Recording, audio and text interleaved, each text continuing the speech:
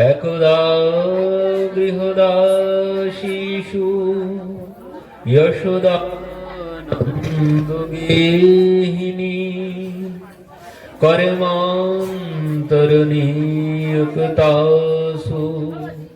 নির্মমন্থ্যং স্বয়ং দধি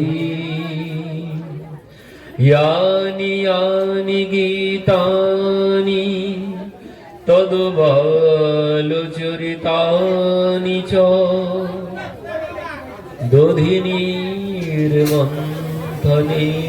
काले स्मरन्ति तन्युगायत।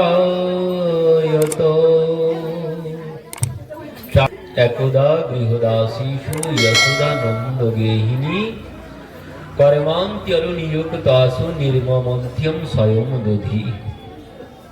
একদিন সুখদেবজি বলছেন, একদা গৃহদাসীষু যশোদানন্দগেহিনী, নন্দ মহারাজের পত্নী, মহারাজের পত্নী রানীমা, তাই তো? মহারাজের পত্নীকে আমরা মহারানী বলি। তো এই জন্য সুখদেবজি এখানে বলছেন, একদা গৃহদাসীষু যশোদানন্দগেহিনী কর্মান্তরনিযুক্তাসু নির্মমন্থ্যং স্বয়ং দধি। নন্দ মহারাজের নাম কেন বললেন? নন্দ মহারাজের পত্নী তো রানীমা। তো রানীমা কি করছে? রানীমা তিনি আজ দাস দাসীরা যে কাজ করে সেই দাস দাসীদের সেই কাজ নিজে করতে শুরু করেছেন। এই জন্যে সুখদেবজি আমাদেরকে স্মরণ করিয়ে দিলেন কে কাজ করছে? নন্দ মহারাজের পত্নী। নন্দ মহারাজের পত্নী তিনি রানীমা, তিনি আজ কি করছেন? বলছেন যে কাজ দাস দাসীরা করত সেই কাজ তিনি আজ নিজে করতে শুরু করেছেন, দাস দাসীদের অন্য কাজে পাঠিয়েছেন। এখানে মা কি করছেন? সুখদেবজি বলছেন, একদা গৃহদাসীষু যশোদানন্দগেহিনী কর্মান্তরনিযুক্তাসু নির্মমন্থ্যং স্বয়ং দধি। তিনি আজ নিজে দধি মন্থন করছেন। দাস দাসীরাই করতো এতদিন, কিন্তু আজ মা করছেন। দাস দাসীদের তিনি অন্য কাজে পাঠিয়েছেন, অন্য কাজে নিযুক্ত করে তিনি আজ নিজে দধি মন্থন করছেন। কেন করছেন? বলছেন যদি কারো সামান্য একটু বেশি পয়সা কড়ি থাকে তার পত্নী কি আর কাজ করেন নাকি? কাজের জন্য থালা বাসন ধোয়া সব লোক রেখে দেয়, রান্না বান্না সব লোক রেখে দেয়। আর ইনি সেখানে রানীমা, এই জন্য বলেছেন নন্দ মহারাজের পত্নী, তিনি নিজে কাজ করছেন। আজ কেন করছেন? তিনি নিজে দধিমন্থন করছেন। কেন? কারণ প্রথমত পুত্রের জন্য। তো পুত্রের জন্য তিনি দধিমন্থন করছেন, কিন্তু এতদিন করেননি। আজ কেন করছেন? এতদিন করেননি, আজ কেন করছেন? এখানে তো একটা প্রশ্ন আসে। তিনি আজ করেননি কোনোদিন, সেই কাজ দাস দাসীরা করত, কিন্তু তিনি আজ কেন করছেন? হঠাৎ কি হলো? তো এর মধ্যে তত্ত্ব হচ্ছে এই, কোন দিন দধিমন্থন করছেন মা? দিনটি হচ্ছে ওই দীপাবলির দিন। আমরা যেদিন কালী পূজা করি ওই দীপাবলি, ওই দিন মা প্রভাতে ঘুম থেকে উঠেছেন রাত ৩টার সময়, ভোরবেলা ৩টার সময় উঠেছেন। উঠে মা স্নান করেছেন, করে আজ মা দধিমন্থন করতে শুরু করেছেন। তো কেন করছেন? এর মধ্যে অনেক কারণ আছে কেন করছে মা দধিমন্থন আজ। কারণ এই কার্তিক মাস এমনই একটি মাস, এই কার্তিক মাস এমনই মাস যে এই কার্তিক মাস ভগবানের অত্যন্ত প্রিয়। এই কার্তিক মাসটি ভগবানের অত্যন্ত প্রিয় মাস। তো এই মাসে ভগবানের জন্য আমাদের কিছু না কিছু পরিশ্রম করতেই হবে। এই মাসে যদি আমি মানুষ হয়ে আর সনাতন ধর্মে যদি আমার জন্ম হয়ে থাকে, তো এই মাসে যদি আমি ভগবানের জন্য কিছু না কিছু পরিশ্রম যদি না করি, তাহলে কি হবে? তাকে তির্যক যোনি প্রাপ্ত হতে হবে, মানুষ আর হওয়া যাবে না। কি হবে বলছেন তিনি? এর পরবর্তীতে ওই হিংস্র পশু পাখি হবে, বাঘ, সিংহ, কুকুর, বিড়াল, সর্প আদি যোনিতে গিয়ে তাকে জন্মগ্রহণ করতে হবে। এই মাসে যদি আমি ভগবানের জন্য কিছু না পরিশ্রম করি, এই জন্যে এই মাসে কিছু না কিছু ভগবানের জন্য পরিশ্রম করতেই হবে। ভগবান বলছেন তুমি 11 মাস কি করলে না করলে আমি কিচ্ছু দেখতে আসবো না, তিনি কোনো কিছু দেখবেন না। কিন্তু এই কার্তিক মাসে আমি কি করছি না করছি তিনি সব লক্ষ্য করছেন, আর আমি যা করছি এই মাসে সব কিন্তু লেখা হয়ে থাকছে। আমি যখন যাব ওই লিস্ট সব বার করা হবে এই কার্তিক মাসে। তো এই কার্তিক মাসে কি হয় বলছেন, যদি কোনো পুণ্য কর্ম করি, একবারও যদি রাধা নাম উচ্চারণ করি, সবাই বলুন রাধে রাধে, বলছেন একবারও যদি কেউ রাধা নাম উচ্চারণ করে,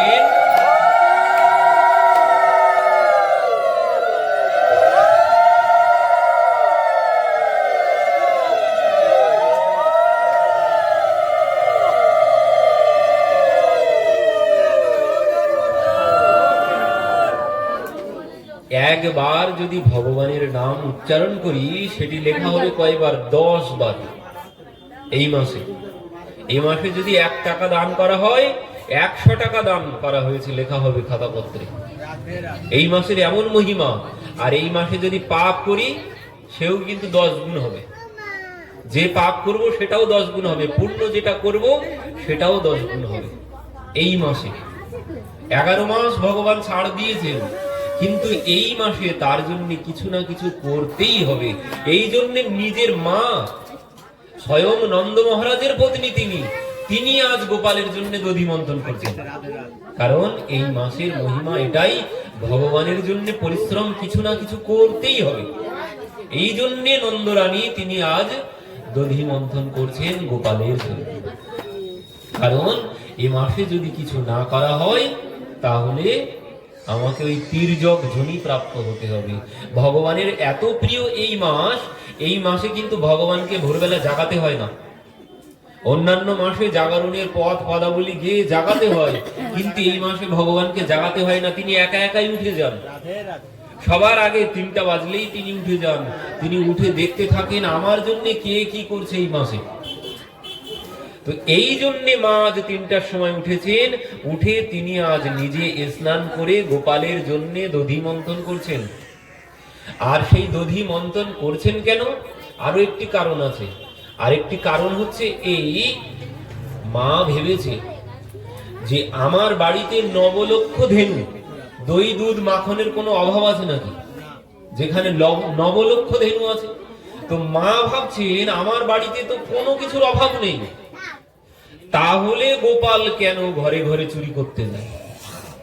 গোপাল কেন গোপীদের ঘরে ঘরে গিয়ে মাখন চুরি করে? আমার ঘরে তো কোনো কিছু অভাব নেই। তো এই জন্যে মা ভেবেছেন যে আমার ঘরে যে দই মাখন আছে সেটি ওই দাস দাসীরাই করেছে, দাস দাসীরা বানিয়েছে। তো এই জন্যে মা ভাবছেন এগুলো হয়তো গোপালের ভালো লাগে না। সেই জন্যে মা নিজে হাতে দধি মন্থন করছেন, গোপালকে সেবা করাবেন তাই। এই হচ্ছে এখান থেকে আরেকটি সব থেকে বড় শিক্ষা। গোপালের জন্য যদি কিছু গোপালের সেবায় যদি দিতে হয়, তো বাজার থেকে এনে দিলে হবে না। যদি কিছু দিতে হয় নিজে হাতে বানিয়ে দিতে হবে, তাহলে ভগবান সেটা গ্রহণ করবে। আর বানাবো কিভাবে তার ফর্মুলাও এখানে দিয়েছে। ভগবানের সেবার দ্রব্য আমি কিভাবে বানাবো, কিভাবে বানালে ভগবান সেটি গ্রহণ করবেন। এখানে সুখদেবজি বলছেন, ইয়ানি ইয়ানি গীতানি তদ্বালচরিতানি চ দধিনীর মন্থনে কালে স্মরন্তি তন্যগায়ত। কি বলছেন? ইয়ানি ইয়ানি গীতানি তদ্বালচরিতানি চ। মা দধি মন্থন করছেন, আর কি করছেন? গীতানি মানে গান গাইছেন। কি গান গাইছেন? তদ্বালচরিতানি চ, মানে নিজের পুত্রের বাল্যলীলাই গাইছে। গোপাল এই পর্যন্ত যে যে লীলা করেছে সেই সমস্ত লীলা মা গাইছেন। আর দধি মন্থন করছেন। তো মা কি গাইছেন? মা ওই যে গোপাল যেদিন থেকে জন্মগ্রহণ করেছে, সেই নন্দকে আনন্দ ভাই জয় কানাইয়া লাল কি, সেইখান থেকে আজ পর্যন্ত গোপাল যে যে লীলা করেছে মা সেই সমস্ত লীলা স্মরণ করছে। তো আমরাও দুটো একটা লীলা স্মরণ করে আসি আগে। মা যে সমস্ত লীলা স্মরণ করছে, মা লীলা স্মরণ করছেন সেই 6 দিন বয়সে পুতনা এসেছিল, সে লীলাও মা স্মরণ করেছে। পরবর্তীতে গর্গাচার্যজি এসেছেন, সে লীলাও মা স্মরণ করেছেন। পরবর্তীতে কি হয়েছে, একদিন দেবর্ষি নারদ এসেছেন। দেবর্ষি নারদ এসেছেন প্রভুকে দর্শন করতে। প্রভুর তখন বয়স 1 বৎসর। কালেন ব্রজতাল্পেন গোকুলে রাম কেশব জানুভ্যাম সহ পানিভ্যম রিঙ্গমান ব্রজরতু। মা লীলা স্মরণ করছেন, কি বলছেন? প্রভু এখন কালেন ব্রজতাল্পেন, কালে কালে প্রভু একটু বড় হয়েছেন। এখন ওই জানুভ্যাম পানিভ্যাম মানে হাত আর পা দিয়ে তিনি চলতে শুরু করেছেন, মানে হামাগুড়ি দিচ্ছেন ঘরের মধ্যে। তো একদিন হামাগুড়ি দিচ্ছেন, দিতে দিতে প্রভু কি করেছেন, ওই আগের দিনে ঘরের মাটির ঘর, তো মাটির ঘরের নিচেও চৌকাঠ হতো আগের দিনে, তো সেই নিচের চৌকাঠটা আবার অনেক উঁচু হতো কিন্তু। তো সেই চৌকাঠের কাছে প্রভু এসেছেন হামাগুড়ি দিতে দিতে। এবার চৌকাঠটা ধরে তিনি দাঁড়িয়েছেন আস্তে আস্তে। এবার চৌকাঠ ধরে যখন দাঁড়িয়েছেন, দাঁড়িয়ে ভাবছেন ওই পারে যাবেন, চৌকাঠ পার হয়ে ঘর থেকে বাইরে আসবেন। তো তার জন্য কি করেছেন, ওই 2 হাত চৌকাঠের ওই পারে পার করে দিয়েছেন, দিয়ে এবার মাথাটা দিয়েছেন। আর বাচ্চাদের কি হয়, মাথাটা এমনিতেই ভারী হয়, আর যেই হাত দুটো ওদিকে দেওয়া হয়ে গেছে, তারপরে যেই মাথাটা দিয়েছেন ওই পারে, আর সঙ্গে সঙ্গে কি হয়েছে, গড়িয়ে পড়ে গেছেন। আর পড়ে যাননি, কি হয়েছে, ওই গড়িয়ে গিয়ে অর্ধেকটা এদিকে, অর্ধেকটা ওদিকে, অর্ধেকটা ভিতরে, অর্ধেকটা মানে এই উদর, দামোদরের উদরটা ওই চৌকাঠের মাঝখানে বেঁধে গেছে। ওদিকেও যেতে পাচ্ছেন না আর এদিকেও যেতে পাচ্ছেন না। ওদিকে হাত দুটো এইভাবে করছেন, পা দুটো নাড়াচাড়া করছেন, কোনোটাই ভূমিতে হার পাচ্ছেন না। এবার ন্যায় মা করতে শুরু করেছে। তখন তো ভালো কথাও বলতে শিখেননি, তখন 1 বছর বয়স হয়েছে। এবার তিনি মা মা করে চিৎকার করছেন। এমন সময় দেবর্ষি নারদ এসেছেন। দেবর্ষি নারদ এসে ওই লীলা দর্শন করছেন। প্রভু চৌকাঠের উপরে ঝুলছেন। দেবর্ষি নারদ দেখে হো হো করে হেসে ফেলেছেন। ভগবান দেবর্ষি নারদকে বলছেন, দেবর্ষি আপনি এইভাবে হাঁটছেন আমাকে দেখে, আপনি তো আমাকে নামিয়ে দিতে পারেন, হয় ভিতরে নামিয়ে দিন, না হলে বাইরে বার করে দিন। দেবর্ষি নারদ বলছেন, প্রভু ওর মধ্যে আমি যাচ্ছি না, তোমার ওই লীলার মধ্যে আমি যাচ্ছি না, ও মাই তোমাকে নামাবে, আমি তোমাকে প্রণাম করতে এসেছিলাম, আমি চললাম। বলে দেবর্ষি নারদ প্রণাম করে চলেছেন। কিন্তু যেতে যেতে কি বলছেন দেবর্ষি নারদ, দেখুন, কিম ব্রহ্মস্ত্যম যশোদে কতি কত সুকৃতি ক্ষেত্র বৃন্দানি পূর্বম কত্যাখিদৃগ বিধানে কতি কত সুকৃতৈর্নৈর্যতানি তৈব নো শক্রু নো স্বয়ম্ভু ন চ মদন রিপুযস্য লেভে প্রসাদম তদো পূর্ণ ব্রহ্ম ভূমৌ বিলঠত বিলপত ক্রোড়মারূঢ় কামঃ। কি বলছেন, কিম ব্রহ্মস্ত্যম যশোদে, মা যশোদা তুমি কি এমন পুণ্য করেছো? বাবা একটুখানি বেছেন, মা যশোদা তুমি কি এমন পুণ্য করেছো, যার জন্যে, যাকে সবাই পাওয়ার জন্য হাজার হাজার বছর ধরে তপস্যা করছে, 1 মুহূর্ত পাওয়ার জন্য, যাকে পাওয়ার জন্য সবাই তপস্যা করছে, আর সেই ভগবান কিম ব্রহ্মস্ত্যম যশোদে কতি কত সুকৃত ক্ষেত্র বৃন্দানি পূর্বম, তুমি কি এমন পুণ্য করেছো, কোন ধামে গিয়েছিলে, কোন তীর্থে ক্ষেত্রে গিয়ে স্নান করেছিলে, কি এমন পুণ্য করেছো যার জন্যে তদ পূর্ণ ব্রহ্ম, সেই পূর্ণ ব্রহ্ম অংশ না, তিনি পূর্ণ ব্রহ্ম, কৃষ্ণস্তু ভগবান স্বয়ং। তো সেই পূর্ণ ব্রহ্ম বলছেন তদ পূর্ণ ব্রহ্ম ভূমৌ বিলঠত বিলপত ক্রোড় মারুড় কামহ। সেই পূর্ণ ব্রহ্ম ভগবান তোমার ঘরের মাটিতে গড়াগড়ি দিচ্ছে এইভাবে, আর তোমার কোলে যাওয়ার জন্য তোমাকে ডাকছে। তোমার শোনার সময় নেই। জগৎ কি করছে, তাকে ডাকছে। আমরা এই কার্তিক মাস কি করলাম, রাত ৩টার সময় উঠে তাকেই ডাকছি পাওয়ার জন্য। আর সেই ভগবান মাকে ডাকছে, আমরা ডাকছি যেমন, তিনি শুনছেন না। শুনেছি আমাদের ডাক? আসেনি তো এখনো। তো তিনি যেমন আমরা ডাকছি শুনছেন না, ঠিক তেমন তিনি মাকে ডাকছেন, মাও শুনছেন না। তিনি মাকে ডেকে যাচ্ছেন কিন্তু মা শুনছে না। দেবর্ষি নারদ বলছে, মা তুমি কি এমন পূর্ণ করেছো যেখানে নো শক্রুর নো স্বয়ম্ভু নাচ মাদন রিপুজস্ব লেভে প্রসাদম। বলছেন যেখানে ব্রহ্মা পায় না, যেখানে মহাদেব পায় না, যেখানে ইন্দ্র আদি দেবতাগণ কেউ তাকে পাচ্ছে না, আর সেই ভগবান তোমার ঘরের চৌকাঠে এইভাবে ঝুলছে। হায় হায় মা, তুমি কি এমন পুণ্য করেছিলে। তো এই কথা বলতে বলতে দেবর্ষি নারদ চলে গেলেন। পরবর্তীতে একদিন এসেছিলেন মহাদেব। যোগী আয় যোগী আয় যোগী আয় মাইয়া তেরে দ্বার পে যোগী আয়।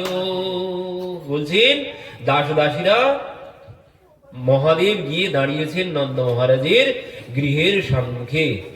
কৃষ্ণ কানাইয়া লাল কি জয় বলে মহাদেব দাঁড়িয়েছেন।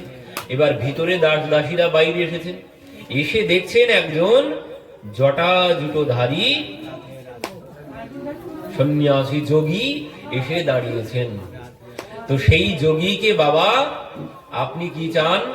তো বাবা কোনো কথা বললেন না। এবার মা যশোদাকে দাস দাসীরা গিয়ে বললেন, মা তোমার দুয়ারে একজন যোগী এসেছে। তো মা বলছেন, ওই যোগী এতদিন আসতে পারেনি, কারণ 6 মাস ধরে ওই জন্ম মহোৎসব হয়েছে, সেখানে কত হাতি ঘোড়া পালকি, কত হিরে মণি মুক্তা দান করা হয়েছে। এত দান করা হয়েছে, কারো আর কেউ গরিব নেই, সবাই সমান হয়ে গেছে সেখানে। তো মা বলছে এতদিন কেন আসেনি যোগী? তো যাক, এসেই যখন পড়েছে, যা যোগীকে এত কিছু দান দিবি, যোগীকে যেন আর কোনোদিন সারা জীবনেও কারোর দ্বারে গিয়ে দাঁড়াতে না হয়, মানে ভিক্ষা করতে না হয়। এবার দাস দাসীরা দান দিতে এসেছেন, কিন্তু তিনি কোনো কিছু গ্রহণ করলেন না।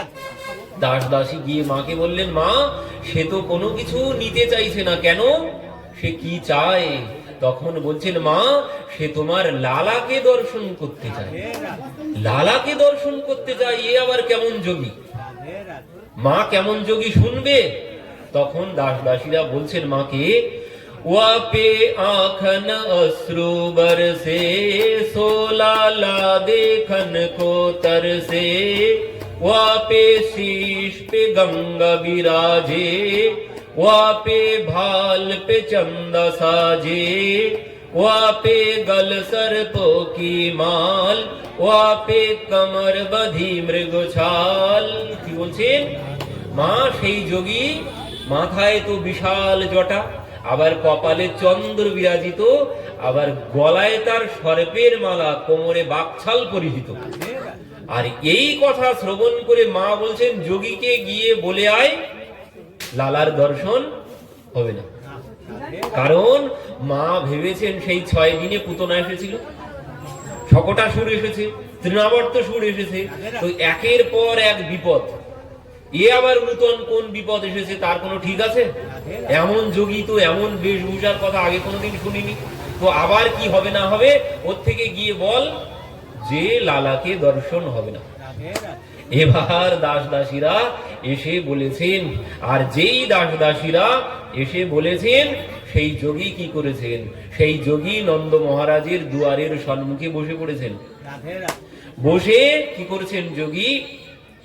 नेत्र मूंद के ध्यान लगाया, हरि को बुलवाया, मैया जोगी आया जो যোগী আয়া যোগী আয়া। তো মহাদেব কি করেছেন, চোখ বন্ধ করে ধ্যানমগ্ন হয়ে বসে পড়েছেন নন্দ মহারাজের গৃহের সম্মুখে। তো এবার কি হয়েছে, এবার যে মহাদেব চোখ বন্ধ করে নন্দ মহারাজের গৃহের সম্মুখে বসেছেন, ইতমে যোগী ধ্যান লাগায়ে উতমে লালা রোয়ে, বহুত যতন কিনি নন্দ রানী লালা চুপ নেহি হোয়ে। কি হয়েছে, এদিকে সেই যোগী বসে গেছে আর ওদিকে লালা কাঁদতে শুরু করেছে। মা এত চেষ্টা করছেন কিন্তু কিছুতেই চুপ আর হচ্ছে না, গলা ছেড়ে লালা কাঁদতে শুরু করেছেন। তো এবার দাস দাসীরা ভিতরে এসেছেন, এসে বলছেন মা আমার মনে হচ্ছে ওই যোগী কিছু একটা করেছে, সেই জন্য লালা এত কান্নাকাটি করছে। এক গোপী বলছে লালাকে যোগী যদি কিছু করে তো এখনো তো যোগী দর্শনই করলো না লালাকে, যোগী করবে কি? আর এক গোপী বলছে মা আমার মনে হচ্ছে যোগী কিছু করেনি, এই যে সমস্ত গোপীরা লালাকে দর্শন করতে আসছে তো হয়তো কারো নজর লেগেছে। তো এখন কি হবে? তো মা বলছেন এখন তো ওই নজর লাগলে কি করি আমরা, গুণিনীর কাছে ওঝার কাছে নিয়ে যাই ঝাড়ফুঁক করতে। তো গোপী বলছে মা আমরা এক কাজ করি, ওই যোগী কোনো কিছু ঝাড়ফুঁক করতে পারে কিনা দেখে আসি। এবার যোগীর কাছে আসা হয়েছে, বাবা আপনি কি কিছু ঝাড়ফুঁক করতে পারেন নাকি? তো বাবা বলছে কাকে ঝাড়াতে হবে? আমাদের লালাকে ঝাড়াতে হবে। এবার মহাদেব কি বলছে, বলছে ওই ঝাড়ফুঁক করাই তো আমার 14 একদম পরম্পরা ধরে চলে আসছে, ওটাই আমার কাজ ঝাড়ফুঁক করা। তো তাহলে বাবা আমাদের লালাকে ঝাড়িয়ে দিন। মা তা কি করে হয়, যাকে ঝাড়াতে হবে তাকে আমার সম্মুখে নিয়ে আসতে হবে, এইভাবে তো ঝাড়ানো যায় না, তাকে আমার কাছে নিয়ে আসতে হবে যাকে ঝাড়াতে হবে। এবার এই কথা শ্রবণ করে দাসীরা গিয়ে মাকে বললেন।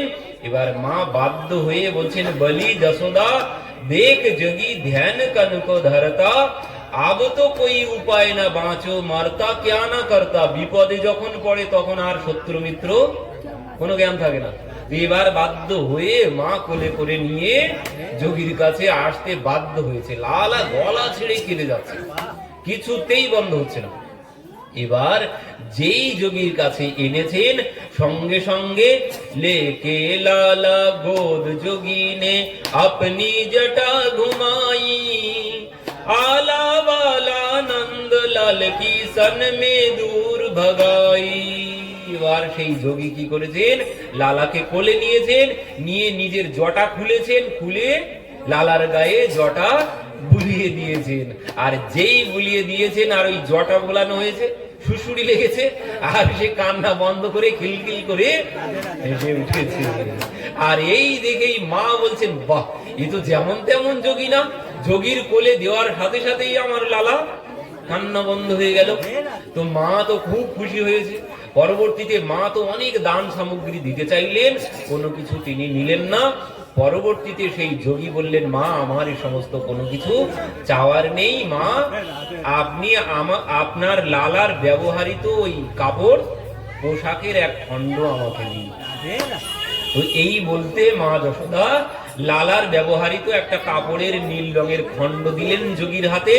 যোগী সেটা নিয়ে জটায় খুব ভালো করে কষে বাঁধলেন, বেঁধে তিনি কৈলাসের উদ্দেশ্যে গমন করলেন।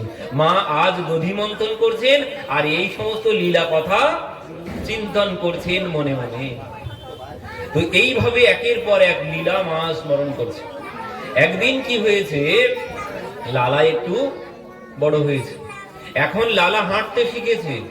লালা যখন হাঁটতে শিখেছে মা কি করেছেন, লালাকে একদিন সকালবেলা ওই সুন্দর করে কাজল পরিয়েছেন। কাজল পরিয়ে মা ঘরের মধ্যে লালাকে ছেড়ে দিয়েছেন, দিয়ে বলছে লালা তুই এখানে খেলা করতে লাগ। তখন লালা একটু একটু করে হাঁটতে শিখে গেছে। দুইজন কানুয়া আর বলুয়া দুইজন এখন একটু একটু করে হাঁটেন, হেঁটে ঘর থেকে বাইরেও আসেন। তো মা যেই রেখে চলে গেছে, এনারা দুইজন কি করেছে, ওই আস্তে আস্তে ঘর থেকে বাইরে এসেছেন। বাইরে এসে কি করেছেন? যেই বাইরে এসে দেখছেন গোয়াল ঘর। কানুয়া বলুয়াকে বলছে, দাদাকে বলছে, দাদা আমাদের যখন কিছু একটা হয় মা কি করে? ওই গোবর গোমূত্র দিয়ে স্নান করায়।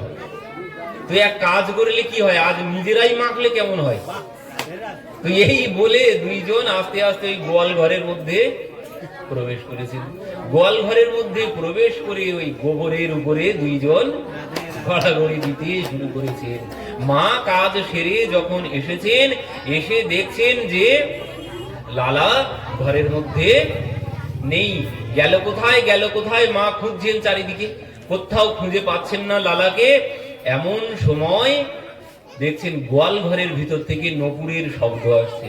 মা কি করেছেন? গোয়াল ঘরের মধ্যে গেছেন, গিয়ে দেখছেন দুইজন গোবর গণেশ গোবর মেখে একদম ভূত হয়ে গোয়াল ঘরের মধ্যে বসে আছে। মা দেখেই বলছেন, পঙ্ক্যাভিষক্ত সকলাবয়বম বিলোক্য দামোদরম বদতি কোপাবসবি যশোদা তম সুকরোষি গত জন্মনি পুতনারে ইত্যুক্তো সমস্মিতি মুখ বতনু মুরারে। পঙ্কাভিষক্ত সকল বয়বম বিলক্ষিয়া, মা দেখেই তো রেগে গেছেন। এত সুন্দর করে স্নান করিয়েছেন, সুন্দর করে পোশাক পরিয়েছেন, পরিয়ে গোপালকে কাজল মাখিয়ে রেখে চলে গেছেন, চোখে কাজল দিয়ে সুন্দর করে সাজিয়ে। আর এসে দেখছেন গোবর গণেশ হয়ে বসে আছে। মা দেখেই রেগে গিয়ে বলছে, কি রে তোরা কি আগের জন্মে গত জন্মে শুকর টুকর ছিলি নাকি? না হলে এইভাবে গোবর মেখে বসে আছিস? আর যেই বলেছেন, কানুয়া বলুয়াকে ইশারা করে বলছে, দেখেছিস দাদা আমাদের মা কিন্তু যেমন তেমন মা না, আমাদের মা ঠিক আমাকে চিনে ফেলেছে। কারণ ভগবানের প্রথম অবতার কি ছিল? প্রথম অবতার ছিল বরাহ অবতার। তো এই জন্যে ভগবান বলছেন মা আমাকে ঠিক চিনে ফেলেছে। তো এইভাবে মা এই সমস্ত লীলা স্মরণ করছেন একের পর এক। একদিন কি হয়েছে, লালা তখন হাঁটতে শিখে গেছে ভালো মতো। তো মা লালাকে কোলে নিয়ে ওই ঘুম পাড়াচ্ছেন। আর ঘুম পাড়াতে পাড়াতে লালা বলছে, মা আমার ঘুম পাচ্ছে না, আমার ঘুম পাচ্ছে না, তুমি গল্প শোনাও। আগের দিনে হতো মায়েরা গল্প শোনাতো, এখনকার দিনে তো আর গল্প শোনায় না, এখন মোবাইল হাতে ধরিয়ে দেয়, মোবাইল দেখ, দেখতে দেখতে ঘুমিয়ে পড়বে। তো এবার মা ওই গল্প শোনাচ্ছেন, লালাকে কোলে নিয়ে ঘুম পাড়ানোর চেষ্টা করছেন। আর এই গল্প শোনাচ্ছেন, এটা সরিয়ে দিন এখান থেকে, ওই কোনায় রেখে। তো মা গল্প শোনাচ্ছেন। কি শোনাচ্ছেন? মা বলছেন, রাম নাম বভূব তদবালাহু সিতেহুম তু। কি বলছেন?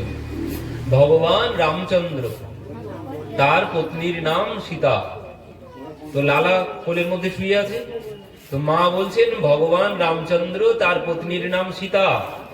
তো লালা কোলের মধ্যে বসে বসে বলছে হুঁ।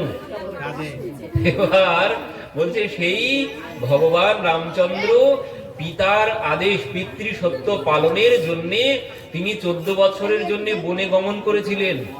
তো লালা বলছে হুঁ। তো শুধু তিনি একা যাননি, তার পত্নী সীতা দেবী তিনিও তার সাথে বনে গমন করেছিলেন। লালা বলছে হুঁ। তার সাথে রাম আর সীতা একা যাননি, সঙ্গে ভাই লক্ষ্মণও গিয়েছিল। তো প্রভু বলছেন হুঁ। তো সেই প্রভু রামচন্দ্র যখন পঞ্চবটী বনের মধ্যে গিয়েছিলেন, পঞ্চবটী বনের মধ্যে যখন তিনি ছিলেন, সেখানে একদিন তার কাছে এসেছিল শূর্পণখা।